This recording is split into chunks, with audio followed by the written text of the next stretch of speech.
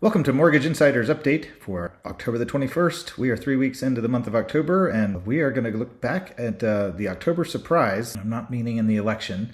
We're hoping to see a peak in interest rates each October the last 2 years. We've seen a little bit of a spike, and this month has been a spike for reasons that come along with new reporting, the jobs report, inflation reports. These are all super important. The back half of October is what I want to focus on. So we're going to take a look right at the charts today and check out October.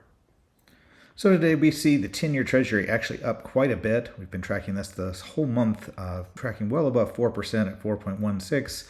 I can see the red on the mortgage-backed securities. Those are trading down, so this is a negative for interest rates. But let's take a look at the month of October in the last 3 years. So as we go back, we can see a low point in interest rates back in August of 2022 and a real climb. Started in September and was continued until it peaked in the third to fourth week of October 2022. From there, we saw end of the year pullback on interest rates. That has been the trend. If we go into October 2023, we can see another peak around that third week in October, right around the 20th to the 23rd, before it started a downward slide through the end of that year. Now, this doesn't mean that it's exactly what we're going to see this year, but it is a trend, and we're going to take a look at that.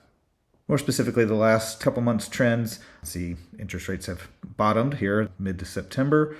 We've had a little bit of an October run, so definitely a high point. We're peaking up above all the moving averages now at the 200-day moving average. Hopefully that will create the ceiling that could foresee a pull down in interest rates. Maybe not as far as we've seen in the past, but definitely we're hoping to see a third week October peak.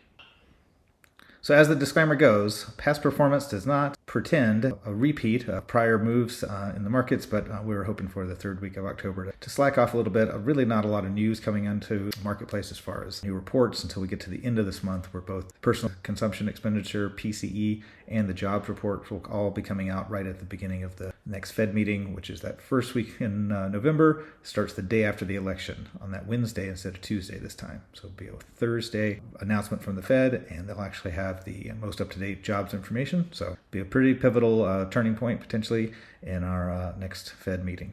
Have a great week.